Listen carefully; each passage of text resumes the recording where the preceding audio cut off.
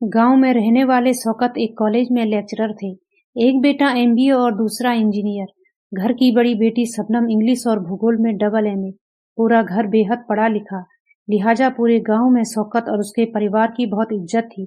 मगर उस रात शौकत के एक पड़ोसी ने पुलिस को फोन किया और बताया कि शौकत के घर में कोई हादसा हो गया है। पुलिस टीम शौकत के घर पहुंचती है, लेकिन जैसे ही पुलिस वाले घर में दाखिल हुए, उनके पैरों तले जमीन खिसक गई। शौकत के मकान में 4 अलग-अलग कमरों में शौकत, उसकी बीवी, उसके 2 बेटों, एक बहू और 2 बच्चों की लाशें पड़ी थी। 11 महीने के बच्चे को छोड़कर बाकी सभी का गला काटा हुआ था।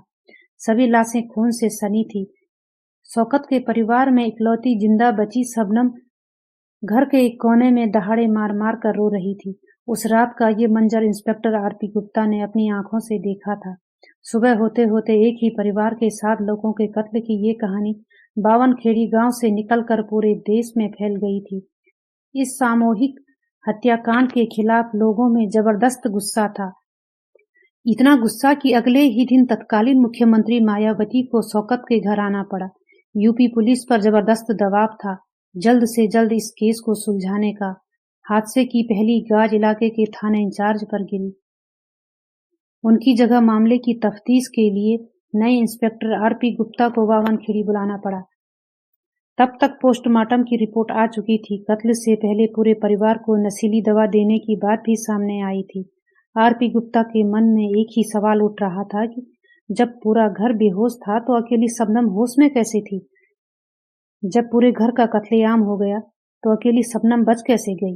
वो शबनम से सवाल पूछना चाहते थे, लेकिन हालात इसकी इजाजत नहीं दे रहे थे। पूरे घर का कत्ल हो चुका था, ऐसे में इकलौती बची सदस्य से कैसे पूछताछ हो?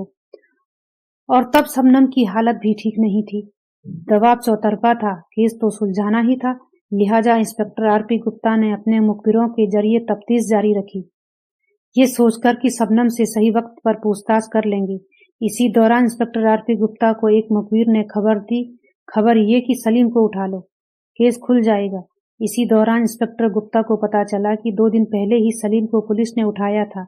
उससे पूछताछ भी की थी, लेकिन फिर उसे क्लीन चिट देकर छोड़ दिया था। इसी बीच थोड़ा वक्त और बीता और इंस्पेक्टर आरपी गुप्ता को शबनम से पूछताछ का मौका मिल गया।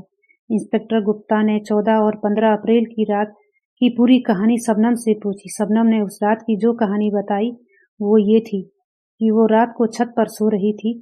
छत के रास्ते कुछ चोर घर में दाखिल हुए, फिर वो जीने से नीचे पहुंचे और उसके बाद नीचे के ही रास्ते घर से बाहर निकल गए।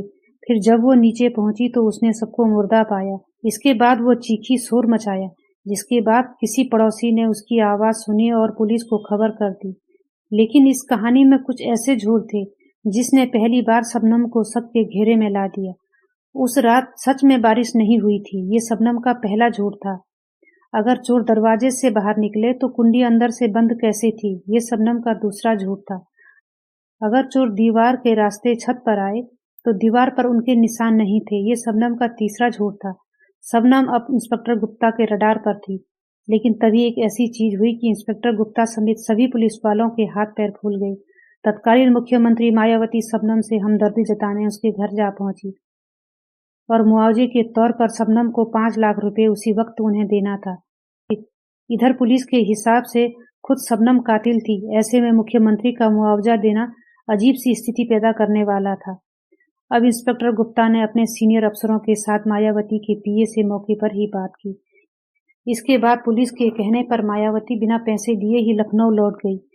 लेकिन अब इंस्पेक्टर गुप्ता के सामने चुनौती ये थी कि वो साबित करे कि शबनम ही कातिल है। इंस्पेक्टर गुप्ता ने तब तक लोगों से पूछताछ में ये पता लगा लिया था कि बावनखेड़ी गांव के ही रहने वाले सलीम और शबनम में अच्छी दोस्ती थी। यहाँ तक कि शबनम अक्सर सलीम की बाइक पर स्कूल भी जाया करती थी। मुखबिर पहले ही सलीम के बारे में इशारा दे चुका था। 17 अप्रैल 2008 को यानी हादसे के 2 दिन बाद इंस्पेक्टर गुप्ता ने सलीम को अपने पास बुलाया। वो इस कत्लेआम की जानकारी से लगातार इनकार करता रहा, लेकिन इंस्पेक्टर गुप्ता को लेकर उसके मन में खौफ भी था। इंस्पेक्टर गुप्ता ने पुलिसिया तरीका अपनाया और इसको अपनाते ही उन्हें इस केस में पहली कामयाबी मिली। सलीम टूट गया और फिर उसने पूरी कहानी उगल दी। उसने पुलिस को कहानी सुनाई कि वो शबनम से प्यार करता था। शबनम ने पहले उन्हें खीर में बेहोशी की दवा खिलाई, जिससे वह बेहोश हो गए, और बाद में मुझे कॉल किया। मैंने ही कुल्हाड़ी से एक-एक करके सबका गला काट दिया और तमाम बातें उसने पुलिस को बता दी। अब कहानी पुलिस के सामने थी, लेकिन सबूत अब भी कोई हाथ में नहीं था। सलीम ने ही पुलिस को पहला सबूत भी दिया। सबूत था कि वो कुल्हाड़ी जिससे 7 लोगों का कत्ल किया गया था, वारदात की रात उस कुल्हाड़ी को तालाब में फेंक दिया गया था। पुलिस ने सलीम की निशानदेही पर वो कुल्हाड़ी बरामद कर ली। अब कहानी, गवाह, सबूत तीनों पुलिस के पास थे। इसके बाद 18 अप्रैल यानी सामूहिक हत्याकांड के चौथे दिन इंस्पेक्टर गुप्ता अपनी टीम के साथ शबनम के घर पहुंचे। साथ में सलीम भी था। इस बार इंस्पेक्टर गुप्ता शबनम से पीड़ित के तौर पर नहीं, बल्कि एक कातिल के तौर पर सवाल पूछ रहे थे। शबनम इनकार करती रही, लेकिन तभी सलीम शबनम को बताता है कि उसने सब कुछ पुलिस को बता दिया है, इसीलिए तुम भी अपना जुर्म कबूल कर लो। तब पहली बार शबनम टूट जाती है। अब केस सुलझ चुका था। कत्ल की कहानी, कत्ल का मकसद और दोनों कातिल पुलिस के शिकंजे में थे। शबनम के खून से सने कपड़े भी पुलिस बरामद कर चुकी थी। इसके साथ ही 2 ऐसे मोबाइल फोन भी बरामद हुए जो आगे चलकर इस केस में अहम सबूत बने। वारदात के दिन 55 बार कॉल की गई थी। पूछताछ के दौरान शबनम और सलीम ने एक दहलाने वाला खुलासा भी किया। खुलासा 11 महीने के भतीजे को दोबारा मारने का। जब सलीम सबका मर्डर करने के बाद चला गया तो शबनम का मासूम भतीजा रोने लगा। शबनम ने उसे कॉल किया तो उसने कहा, मैं अभी नहीं आऊंगा। फिर शबनम ने खुद ही उसका गला घोट दिया। शबनम के 2 भाइयों की उस रात जान बच सकती थी, लेकिन शबनम की मोहब्बत में दोनों भाई भी मारे गए। दरअसल उस दिन दोनों भाई गांव से अपने अपने काम के लिए शहर लौट रहे थे, लेकिन शबनम ने उन्हें बीच रास्ते से वापस बुला लिया था। इंस्पेक्टर गुप्ता के मुताबिक पूछताछ के दौरान शबनम ने इस कत्लेआम की वजह भी बताई थी। दरअसल वो चाहती थी कि उसके परिवार का कोई भी सदस्य न बचे और सारी संपत्ति भी उसे मिल जाए।